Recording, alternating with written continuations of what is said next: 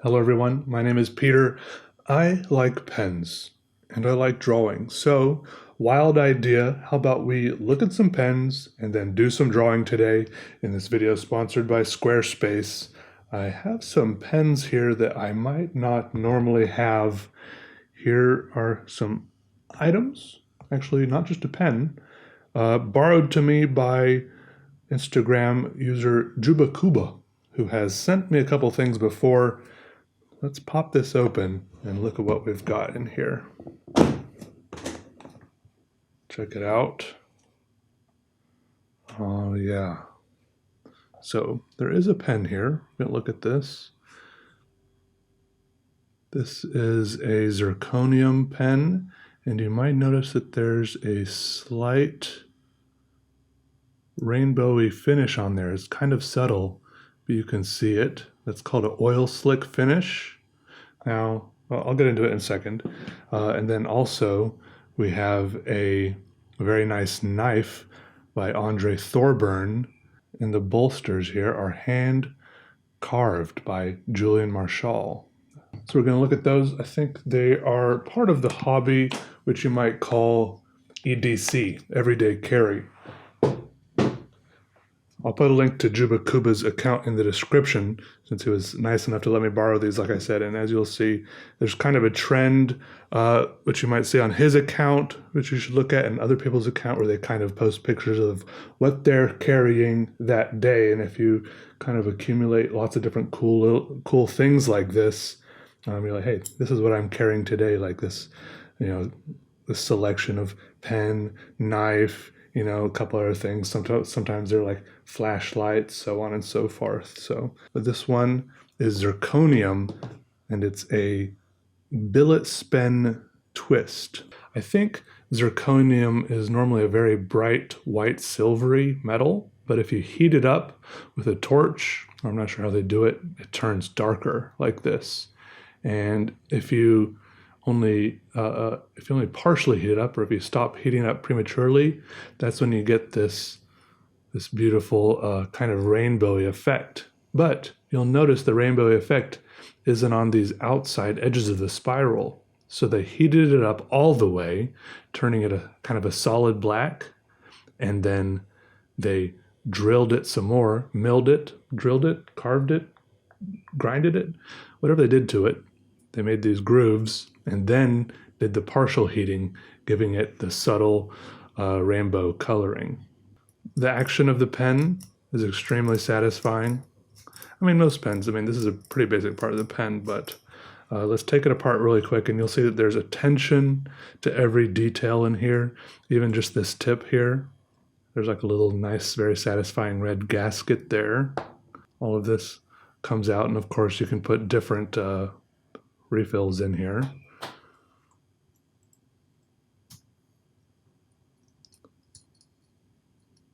Another nice red gasket. Now pay attention to what I do here so that I can make sure I put it back together again correctly at the end.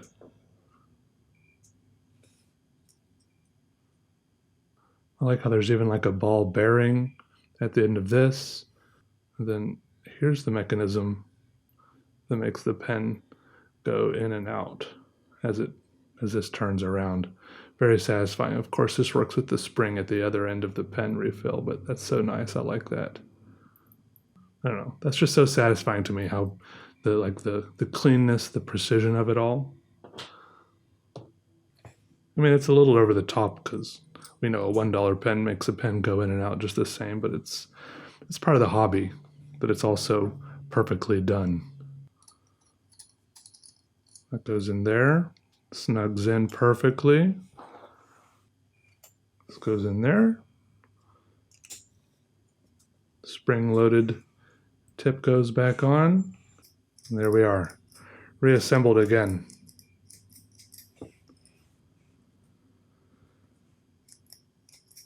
It's a very nice pen. I like that. Of course, you can get whatever sort of refills you want in there. Like I mentioned, I think this is some sort of Monteverde. Works pretty well. Of course, it's blue, not my preference, but it's not my pen either. Let's try out the pen for our Squarespace Doodle. Squarespace makes it very easy to set up your own personal or business website. For example, I like the way you can use it to set up an online store, maybe to sell your art. If it's digital, people can add the product to a cart, check out, and then they'll be emailed a download link and a receipt. If it's physical, they'll also be emailed a receipt, but then you will be provided with all the information you need to fulfill the order, and once you've shipped it out to them, you can mark it fulfilled, plug in the tracking number, and then the customer can watch as the product they bought from you makes its way to them, all through the simple interfaces provided on Squarespace. So go set up a website for yourself. Show us what you've got. Go to squarespace.com for your free trial, and when you're ready to launch, go to squarespace.com/PeterDraws for 10% off your first website or domain. Now this we aren't going to take apart. This is really a work of art. Like I mentioned, this is Andre Thorburn L54 with hand-engraved bolsters here. These also are zirconium, like that pen, and have kind of the same rainbowy treatment, I think. If you can, if I get the light to shine on it just right, you can see there's some very subtle different colors on there. And at first I was skeptical if these are really hand-carved. But if you look at the difference, if you compare them, you'll see that there are slight differences between them. And I don't know, it's just beautiful. These parts here, this is carbon fiber. I think the spacers, I think that's what these are called in here. Cool designs there. I think these are titanium. And then interestingly, this clip here is what they call Damascus. And you might notice there's an interesting design here. It's called Damascus. It's a mix-up of the words titanium and Damascus. Because might know with Damascus steel, you just take a bunch of different types of steel and fold them over together. It's kind of what they've done here with the titanium as well. I think they got different colors of titanium, maybe by anodizing it, or different grades of titanium, I'm not sure. The person who sent me these sent me a very long description explaining how it all works, and I only absorbed a small amount of it. As you can see, they kind of mounted it end grain. So you can see here there's a variation in the clip there in the titanium. And then on the end here, there's a very subtle, almost wrinkly effect. You can see all the tiny layers of the titanium. It almost looks, the lines are almost as fine as like the lines in my skin, like fingerprint lines, right? It's beautiful. Yeah, it's very subtle. I like that. Like you might not even think to look at the clip, but it's another special little thing. Plus it's kind of mounted at the other end than you might expect, maybe out of preference. I think this person is left-handed. I don't know how much that matters, but also that way it doesn't cover up these hand-carved bolsters either. Now you might have noticed I haven't opened the knife yet. There's no spring or anything. A lot of knives will have kind of like a spring-assisted opening, but there's just this little, I don't know what you call this little knob or nub here. You just hold it with your fingers like this, and then pop, it opens up like that. Just by the weight of the blade swinging around and this little hinge or joint right here just works so well, right? The blade is so reflective, my camera is trying to focus on the reflection. There's the Andre Thorburn custom seal. And yeah, you can see this is just a very nice, well-made knife. A lot of attention put into every aspect of it. And this is just, I like appreciating well-made, nice things. It's just nice to hold, you know? I personally am thankful that I haven't fallen into the hole of EDC yet, because I can tell it could be very addictive to start collecting these. I don't know, each one is, it's like a magical little item of its own, right? So we got our knife, Andre Thorburn, our billet spend twist with oil slick finish, and the nice Julian Marshall handcrafted bolsters here. Thank you to Jubacuba for sending these items to me. Very nice of you. We'll send them back shortly.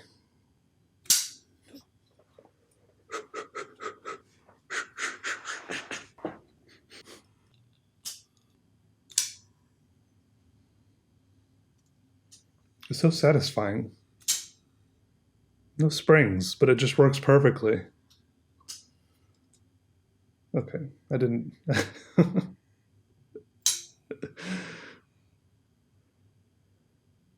Oh, there's Julian's name right there. So that's where he signed the bolsters. I don't know if I can get close enough. It's very tiny. Such precision work.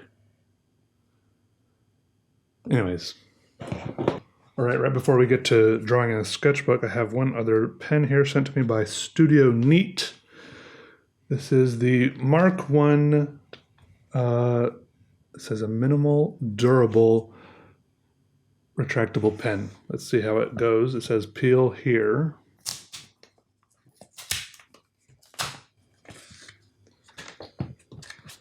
All right, got some information here about refilling, etc., specifications. I do like this cork.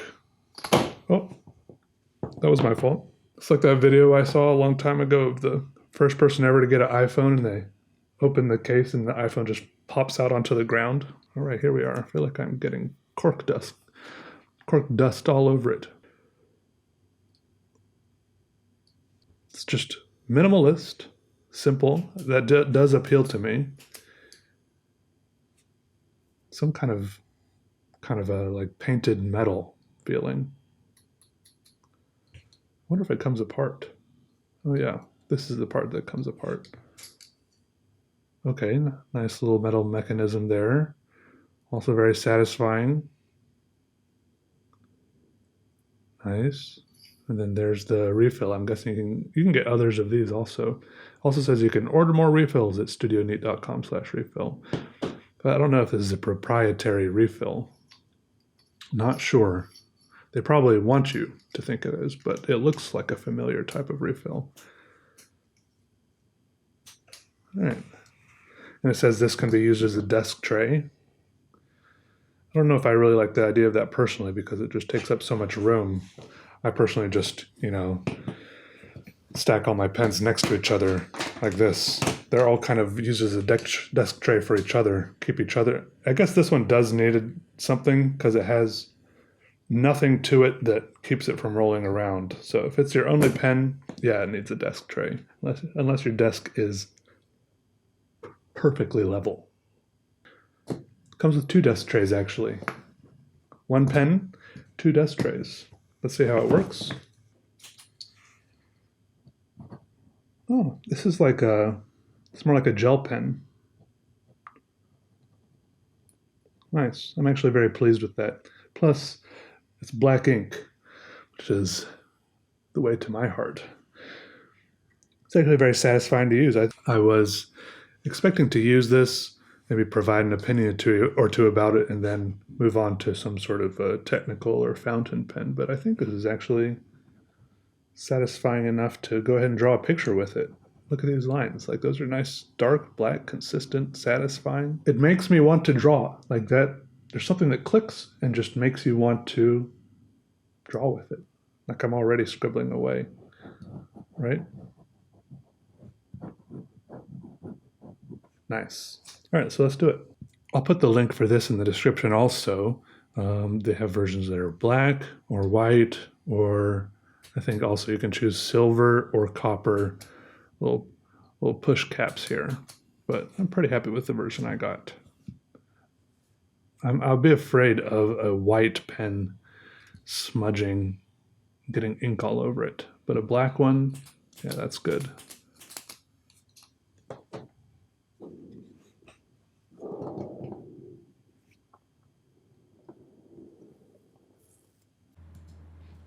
Anyways, I hope you're all doing well today. Personally, I have a bit of a headache right now when I'm recording this, but I found that there's a few weird things that give me some relief when I have a headache. I don't know. Sometimes I really don't know when a headache becomes a migraine. Is it the presence of these other kind of lateral symptoms that come with migraines?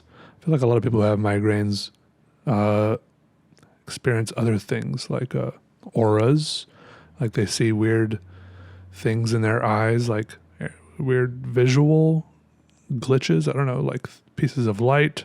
Only one time in my life have I ever experienced any visual stuff with headaches, and that was my first like really bad migraine ever in 8th grade when I sat down to take my 8th grade geometry end of grade test in the library. I remember now, I sat down.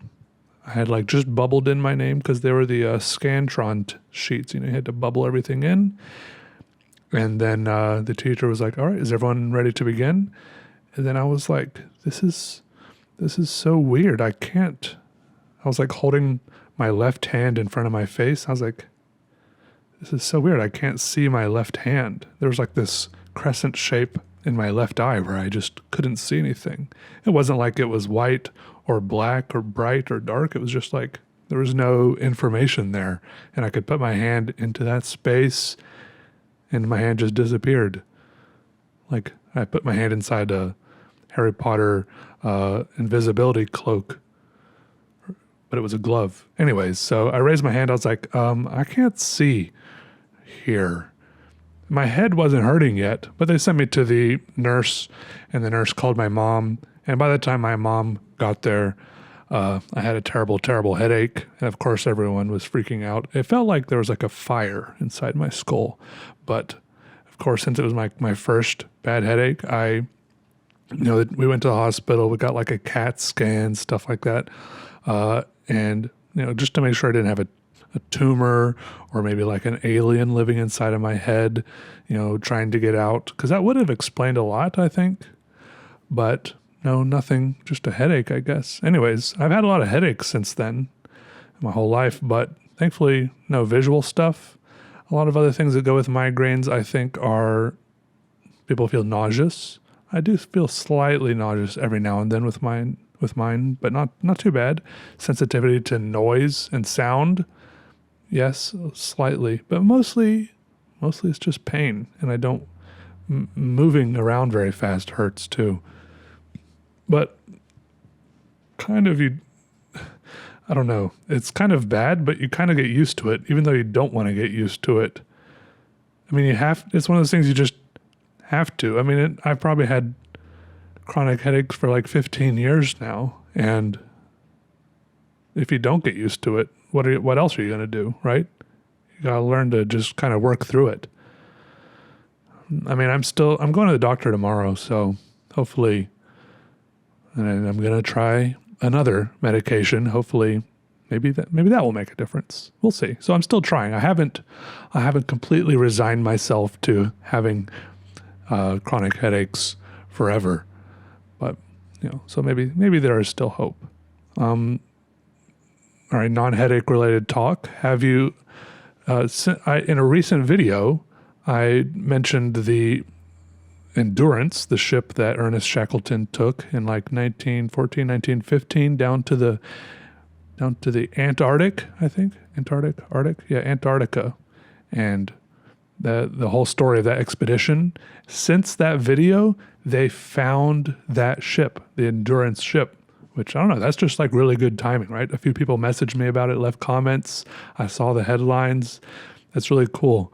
I don't know, in this NPR article, it says John Shears, the expedition leader, says the hunt for the Endurance was, quote, probably the most challenging shipwreck search ever undertaken. I mean, I have done close to zero research on this shipwreck search in particular, but it says the expedition to find it left on February 5th, and then they found it on March 9th. I mean, it took like 1 month. How hard could it have been? Am I missing something here? I mean, obviously, it was down there in the Antarctic Circle, so obviously it was very difficult. But interestingly enough, when this ship, the Endurance, was like stuck in the ice, it drifted across the Weddell Sea there in Antarctica. And I think they have seasonal research stations that they intentionally put on the ice, and then they have it drift along the same route as that ship did. It's interesting. And apparently the ship was only 2 miles away from where the ship's navigator said it sank back 106 something years ago. So good for him. He was just using like a compass and a clock and a sextant or something, looking at like the sun and the stars. So I guess that stuff really works. You can look it up. You can see like there's a video of their little unmanned vehicle going down there looking at it. And it says the ship is in pretty good shape except for it being sunken. And, well, there's just a bunch of jellyfish swimming around it everywhere. They look like they're enjoying it. So they said they're going to leave it there. It's like covered under some sort of Antarctic treaty or something. It'll just be a historical site or monument. I don't know how many people will be visiting it. It's 2 miles underwater almost. 10,000 feet, they said. By comparison, I think I feel like saying this is the most difficult ship search ever. The only other ship, that's a tongue twister, ship search. The only other ship search I can think of off the top of my head is the Titanic, which interestingly, I think sank only 2 or 3 years earlier than this one, but they also found it much earlier, but I think they spent much more time looking for the Titanic, or at least much more effort and man hours. It was also much deeper. This one, the Titanic, was like 12,500 feet. So that's another 2,500 feet deeper. And they had a lot of failed tries to go get the Titanic, because back then they tried to go get the Titanic almost immediately after it sank, and they didn't have the technology to go that deep back then, I think. Anyways, obviously I'm just speculating off the top of my head. I don't know how all of this works. They did have a lot of crazy schemes to try to raise the Titanic. They didn't want to leave it down there. Obviously, this was a very important ship to a lot of people. And according to Wikipedia, some of the schemes involved filling the wreck with ping pong balls, or injecting it full of 180,000 tons of hot wax and or Vaseline, or pumping 500,000 tons of liquid nitrogen down to it, which would then freeze it, turning it into an iceberg. I don't know if that's intentional irony, which would make it float back up to the surface. But all of these were somehow too unrealistic or expensive, or the wreck was too fragile. And this wreck, the Titanic, is now also protected in its own little historical site and monument as well. Oh, I got to ask if this has ever happened to anyone else, unrelated to shipwrecks. Sometimes when I'm lying in bed at night, I'm lying there, my eyes are closed, usually when I'm on my back. Is this position called supine? I'm lying there, supine, breathing calmly, the fan is blowing, the room is dark, everything is quiet. So I guess I am in a scene of sensory deprivation. But then sometimes it feels like my bed is kind of shaking a little bit. And at first I think my bed is shaking. But then I realize what I'm actually feeling, I think, is my pulse in my whole body. It's actually like my body that's shaking. Is that possible? Does my body pulse all at once? Because I know my heart pulses, but I always kind of imagined that if my heart pulsed, then it would kind of have a ripple or shockwave effect as the blood, went out to the rest of my body and my limbs and extremities, etc. Does my whole body really pulse as one? Like, is my heart pulse and my fingertip pulse perfectly in sync? That's what it feels like. Kind of feels like my whole body is very subtly throbbing, if that makes sense. Has anyone else experienced this? Because I really have thought on a couple of times that I was experiencing a very slight earthquake. And I've even gotten up and gone outside, opened the front door, looked around to see if any of my neighbors were opening their front doors. Like, hey, like, anyone else feeling this? And it was just like a normal evening outside. Just like, everything's normal. I was like, wait, I think I was just feeling my own body. It's probably happening all of the time, except usually I'm not in that state of sensory deprivation where that's the only thing I have left to feel, right? Does that make any sense? Anyways, maybe it just means my blood pressure is too high or something if I can feel my whole body pulsing. It's very weird, but maybe it's not weird. That's what I'm trying to figure out. Either A, let me know if that's happened to you before, or B, try to go replicate it. It only happens if I'm lying on my back for some reason. Maybe it's because that's when lying on my back with like my arms and legs spread out, kind of like you'd imagine like a dead person might lie there. Like, yeah. Okay, well, I'll see you later. Thanks for coming in today. Be sure to subscribe on the way out or on your way to the next video. I'll see you later, and I have to go. Okay? All right, bye.